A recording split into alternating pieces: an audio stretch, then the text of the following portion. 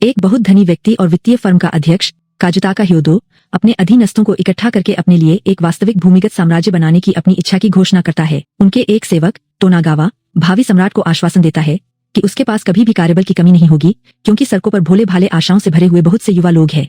इन युवकों में से एक काइजी इतो है, जो हाई स्कूल की पढ़ाई पूरी करने के बाद टोक्यो चला जाता है। हालांकि उस व्यक्ति को कोई स्थायी नौकरी नहीं मिल पाती है। वह अपना खाली समय जुआ और मनोरंजन में बिताना पसंद करता है। इसके बावजूद काइजी हताश होकर अमीर बनना चाहता है।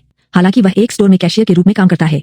काइजी को अपने अलावा हर किसी पर गुस्सा आता है और एक दिन वह अपनी कुंठा महंगी कारों पर निकालता है, जिसके बारे में उसका मानना है कि केवल ठग ही इन्हें खरीद सकते हैं। तत्काल ही उसे इंडो नामक एक महिला के नेतृत्व में युवाओं के एक समूह द्वारा पकड़ लिया जाता है, जो उससे बताते हैं कि कुछ वर्ष पहले उसने नासमजी में एक सहकर्मी के लिए सहस्ताक्षर कर दिया था, जो गायब हो गया तथा अपने पीछे 2 मिलियन येन का कर्ज छोड़ गया। और कारों को पहुंचाई गई क्षति का तो जिक्र ही नहीं।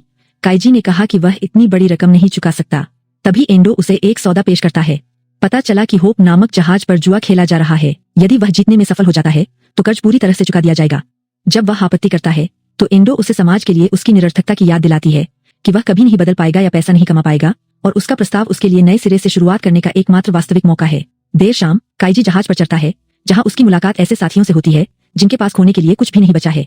समूह का स्वागत टोनागावा द्वारा किया जाता है, जो समझाता है कि खेल शुरू करने के लिए प्रत्येक प्रतिभागी को 3 सितारे खरीदने होंगे, जिनमें से प्रत्येक की कीमत 1 मिलियन येन है। स्वाभाविक रूप से उनके पास उस तरह का पैसा नहीं है, इसलिए कंपनी उन्हें 1% प्रति मिनट की दर से ऋण प्रदान करती है। यदि कोई जीतता है तो कंपनी केवल अपना पूरा कर्ज चुका देगी, बल्कि सितारों को भी वापस खरीद लेगी। खिलाड़ियों को पत्थर, कागज और कैंची को दर्शाते हुए 12 कार्ड दिए जाते हैं। जब कोई राउंड जीतता है तो उसे अपने प्रतिद्वंद्वी से 1 स्टार मिलता है। लक्ष्य सभी 12 कार्डों का उपयोग करना और कम से कम 3 सितारे रखना है। यह सब 30 मिनट के भीतर किया जाना चाहिए। पहले तो भीड़ चिंतित हो जाती है, क्योंकि कोई भी ऋण लेना या इस खेल में भाग लेना नहीं चाहता। इसके अलावा किसी को भी यह समझ में नहीं आ रहा है कि हारने वालों का क्या होगा। लेकिन टोनागावा उन्हें कचरा कहता है, जिनके पास कोई अधिकार नहीं है, तो या तो वे जीतेंगे या फिर उनका जीवन बेकार है। खेल शुरू होने के लिए एक संकेत बजता है और लोग उसमें कूद पड़ते हैं। पहले हारने वाले को सुरक्षाकर्मी जबरदस्ती एक अंधेरे कमरे में खींच लेते हैं। काइजी की मुलाकात फुनाई नामक एक व्यक्ति से होती है, जो उसे एक चतुर योजना बताता है।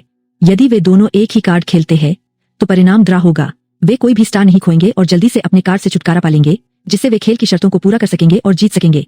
काइजी खुशी से सहमत है। पहले तो सब कुछ योजना के अनुसार चलता है, लेकिन अंतिम क्षण में फुनाई काइजी को धोखा देकर उसे 2 सितारे ले लेता है, जिससे उसके पास केवल 1 सितारा और 1 कार्ड रह जाता है। फुनाई ने उसका मजाक उड़ाते हुए बताया कि कैसे उसने जीतने के लिए कार्ड बदले और मूर्ख को अलविदा कहा। काइजी लड़ाई में उतर जाता है, लेकिन गार्ड तुरंत उन्हें अलग कर देते हैं। वह आदमी चारों ओर देखता है और उसे एहसास होता है कि समय खत्म हो रहा है। और फिर फुनाई ने सभी को बताया कि काइजी का आखिरी कार्ड कैंची है, और अब सभी जानते हैं कि उसे कैसे खत्म किया जाए। प्रतिशोध में काइजी ने घोषणा की कि ठग का अंतिम कार्ड पत्थर है। लड़ाई छिड़ जाती है।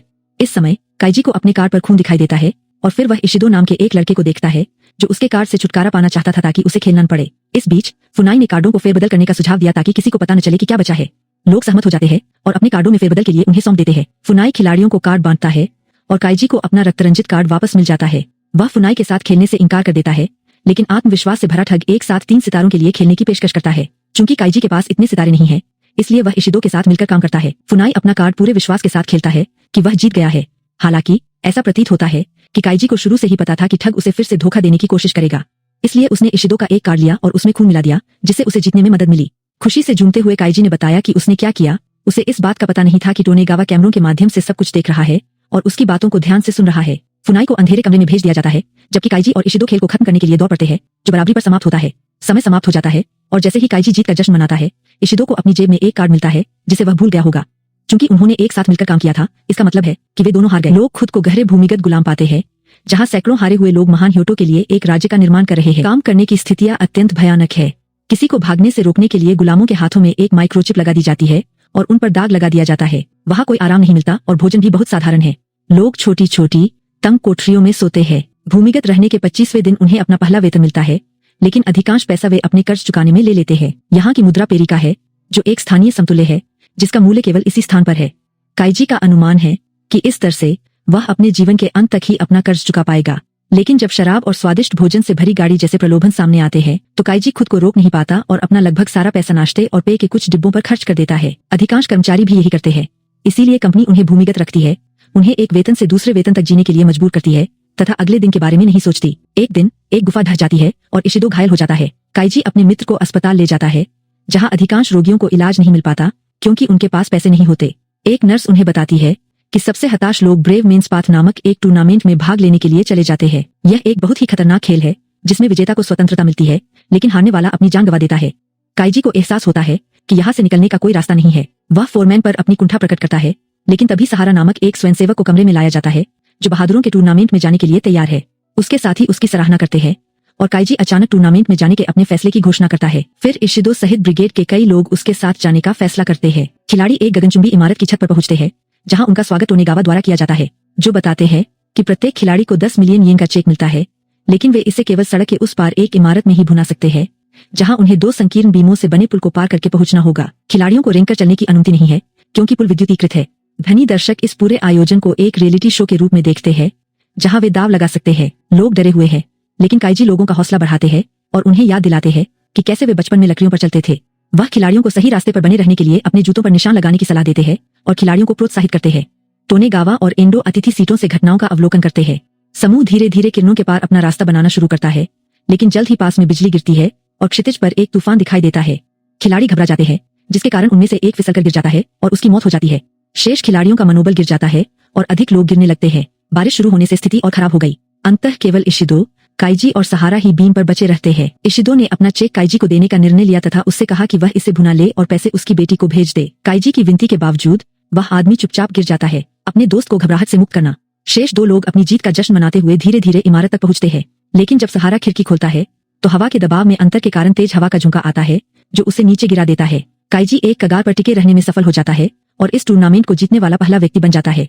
शो से प्रभावित होकर हयातो काइजी को बधाई देता है और टोनेगावा को अपने भविष्य के राज्य की नागरिकता प्रदान करता है। जब काइजी ठीक हो जाता है तो वह मांग करता है कि वे दोनों चेक भुना ले, लेकिन पता चलता है कि इशिदो का चेक अमान्य हो गया है क्योंकि उसकी मृत्यु हो गई है और काइजी द्वारा जीते गए 10 मिलियन येन का उपयोग केवल उसके कर्ज का भुगतान करने के लिए किया जाएगा। इस प्रकार उसके पास केवल 7,000 येन ही बचे हैं। काइजी क्रोधित हो जाता है। उसे इस बात पर गुस्सा आता है कि वह इशिदो की बेटी को पैसे नहीं भेज पाएगा। वह अमीरों पर हृदयहीन होने का आरोप लगाते हैं। उनके मनोरंजन के लिए बलिदान किए गए जीवन के भी वे अयोग्य है। हियोतो उसके शब्दों से प्रभावित होकर काइजी को एक आखिरी मौका देता है और उसे टोनागावा के खिलाफ एक और कार्ड गेम खेलने का अवसर प्रदान करता है। काइजी को जुआघर में ले जाया जाता है जहां खेल के नियम समझाए जाते हैं। प्रत्येक खिलाड़ी को 10 कार्ड मिलते हैं। मुख्य कार्ड सम्राट है। उसके अधीनस्थ वे नागरिक है जिनके पास दास है। प्रतिभागी अपने कार्ड नीचे की ओर रखते हैं। फिर वे खुलासा करते हैं और तुलना करते हैं। एक नागरिक बनाम एक नागरिक का मामला बराबरी का है। एक नागरिक एक गुलाम को पीटता है, लेकिन गुलाम सम्राट को पीटता है। कार्ड बेतरतीब रंग से नहीं खेले जा सकते। कोई भी कदम उठाने से पहले आपको सोचना और देखना चाहिए। इस खेल को न केवल मेहमान बल्कि भूमिगत कैदी भी देखते हैं। पहले तो काइजी अपनी बची हुई जीत के साथ खेलता है, लेकिन अनुभवहीनता के कारण जल्दी ही उसे हार जाता है। टोनेगावा ने उस पर हंसते हुए कहा कि काइजी की जीतने की इच्छा ने उसके भावों से उसके विचारों को पढ़ना आसान बना दिया। ह्योटो इस बात से निराश है कि खेल इतनी जल्दी समाप्त हो गया, इसलिए वह काइजी को कुछ पैसे उधार देता है ताकि वह फिर से खेल सके। अब काइजी टोनेगावा के अजीब व्यवहार को देखते हुए खेल को और अधिक गंभीरता से लेता है। हर बार जब काइजी कोई कदम उठाने वाला होता है तो टोनेगावा अपनी घड़ी देखता है, लेकिन इस बार भी काइजी जल्दी ही हार जाता है और उसे 130 साल की गुलामी की सजा सुनाई जाती है। जब काइजी को भूमिगत जेल में ले जाया जाता है तो वह अपने मन में खेल के सभी विवरणों को दोहराता है तथा यह जानने की कोशिश करता है कि टोनागावा ने कैसे धोखा दिया। फिर एंडो उसे रोककर एक बार फिर उसे असफल कहता है और उसकी गुलामी के शाश्वत निशान की ओर इशारा करता है।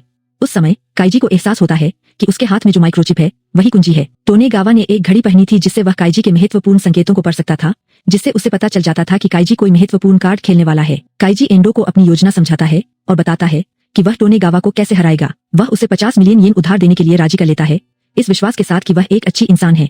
एंडो सहमत हो जाता है और उसे पैसे उधार दे देता है। टोनेगावा को इस बात पर विश्वास नहीं हो रहा है और हियोतो कहता है कि चूंकि उसने उसे पैसे उधार दिए हैं इसलिए अब उसकी जान भी खतरे में है। हालांकि खेल शुरू होने से पहले काइजी अपना सिर एक दर्पण से टकराता है, जिससे दर्द के कारण उसके महत्वपूर्ण संकेत बढ़ जाते हैं। खेलने के लिए बैठते हुए वह कुछ देर के लिए अपना हाथ मेज के नीचे रखता है जिसमें कार्ड रखे होते हैं। टोनेगावा घबरा जाता है, अनिश्चितता महसूस करता है क्योंकि वह अब अपनी घड़ी पर भरोसा नहीं कर सकता। इस बीच काइजी उसका अपमान करना शुरू कर देता है और अपने खून की बूंदों से मेज और कार्ड को छिड़क देता है। खेल शुरू होता है। जैसे जैसे समय बीता है खेल बहुत तनावपूर्ण होता जाता है। टोनेगावा प्रत्येक चाल की सावधानी पूर्वक गणना करता है तथा काइजी पर क्रोधित होता जाता है। जब मेज पर केवल 2 कार्ड बचे रह जाते हैं तो टोनेगावा को एक कार्ड पर खून का निशान दिखाई देता है और उसे जहाज पर हुई घटना याद आ जाती है। उसे एहसास होता है कि काइजी उसे बेवकूफ बनाने की कोशिश कर रहा है और वह अपनी सारी विश्लेषणात्मक क्षमताओं का इस्तेमाल करता है। यह अंतिम से पहले की चाल है। टोनेगावा कार्ड खेलने वाला होता है, लेकिन अचानक रुक जाता है क्योंकि उसे याद आता है कि काइजी ने अपना हाथ मेज के नीचे कर लिया था और संभवतः वह उसी तरह कार्ड बदल रहा था जैसे उसने जहाज पर किया था। एंडो को भी लगता है कि काइजी ने गलती की है। टोनागावा अपना कार्ड खेलता है और हंसता है, यह सोचकर कि वह जीत गया है, लेकिन काइजी अपना कार्ड दिखाता है और जीत जाता है।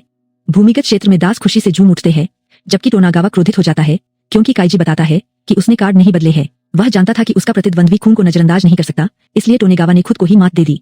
अपने सेवक की भारी क्षति से क्रोधित होकर रयोटो ने टोनेगावा की भावी राज्य की नागरिकता रद्द कर दी और उसे शेष जीवन भूमिगत रहकर काम करने के लिए भेज देता है। काइजी ने 50 मिलियन येन जीते। अगले दिन एक कैफे में दोपहर के भोजन के दौरान काइजी एंडो को पैसे लौटा देता है, लेकिन अचानक बेहोश हो जाता है। जब वह होश में आता है तो पैसों से भरे सारे बैग गायब हो जाते हैं और उसकी जेब में लड़की का एक पत्र मिलता है जिसमें वह बताती है कि वह उस ब्याज के बारे में भूल गया था जो हर मिनट बढ़ रहा था। वह उसे यह भी याद दिलाती है कि यात्रा पर जाने से पहले उसने उसकी कार को कितना नुकसान पहुंचाया था, इसलिए उसने वही लिया जो उसका था और अब वह जा रही है इस उम्मीद में कि किसी दिन वे फिर मिलेंगे। काइजी के पास केवल 4,50,000 येन बचते हैं, जिसे वह अंततः इशिदो की बेटी को दे देता है। एक सुप्रसिद्ध एनिमे पर आधारित यह फिल्म मूलतः एक निर्मम थ्रिलर है, हालांकि इसका निष्पादन काफी मनोरंजक है। यह स्वतंत्रता और परिस्थितियों पर निर्भरता, विश्वासघात और मित्रता, विश्वासघात और अपने आदर्शों के प्रति निष्ठा के बीच की महीन रेखा को दर्शाता है। दार्शनिक एशियाई फिल्मों के प्रशंसकों और जटिल कथानक का आनंद लेने वालों दोनों के लिए यह फिल्म देखना दिलचस्प होगा।